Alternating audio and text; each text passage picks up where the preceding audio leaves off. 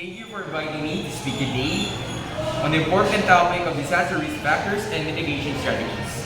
It's crucial that we all understand the risks and threats we face from natural disasters and other emergencies, and how we can prepare ourselves to minimize their impact. To begin, let's define what we mean by disaster. A disaster is a serious disruption of the functioning of a community or society which causes widespread human, material, economic, or environmental losses that exceed the ability of the affected community or society to cope using its own resources. Disasters can be natural, such as earthquakes, floods, and typhoons, or man-made, such as industrial accidents, terrorist attacks, and civil unrest. While it's impossible to completely prevent disasters from occurring, we can take steps to mitigate their impact and reduce the risks they pose to our communities. Here are some of the key risk factors underlying disasters that we should be aware of. 1. Geographical location. Certain areas are more prone to certain types of natural disasters. For example, coastal areas are at risk of tsunamis, while regions prone to earthquakes may face greater risk of building collapses and landslides. Knowing the potential risks associated with your location is an important step in disaster preparedness. 2. Climate change.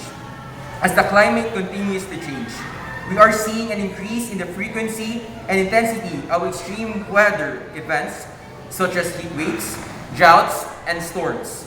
These can have devastating impacts on communities, particularly those that are vulnerable and have limited resources to cope with the effects. Third, population growth. As our communities grow and expand, we are putting more people in harm's way in disaster-prone areas. These can increase the risk of casualties and damage in the event of a disaster. Fourth, urbanization.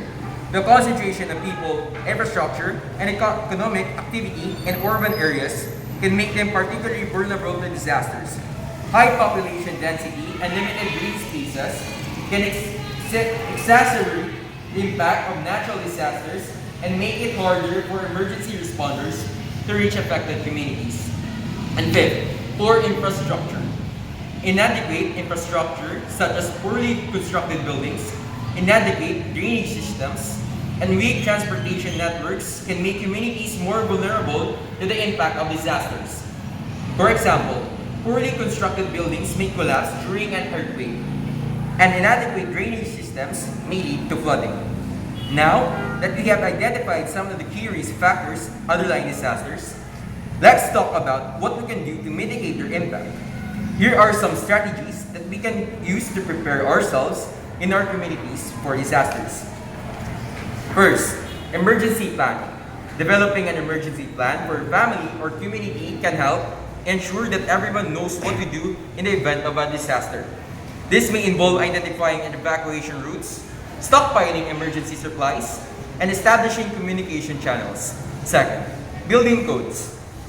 Strong building codes can help ensure that structures are built to withstand the impact of natural disasters, such as earthquakes and hurricanes. Enforcing a building codes is critical to minimizing the loss of life and property damage in the event of a disaster. Third, early warning systems. Early warning systems can provide advance notice of impending disasters, giving people time to evacuate or prepare.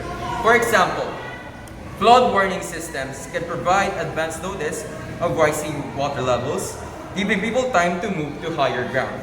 Fourth, education and training.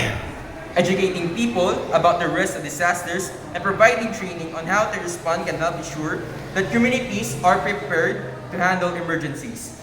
This may involve providing first aid training, teaching people how to use emergency equipment, and raising awareness about the potential risks in their area. And fifth, green infrastructure.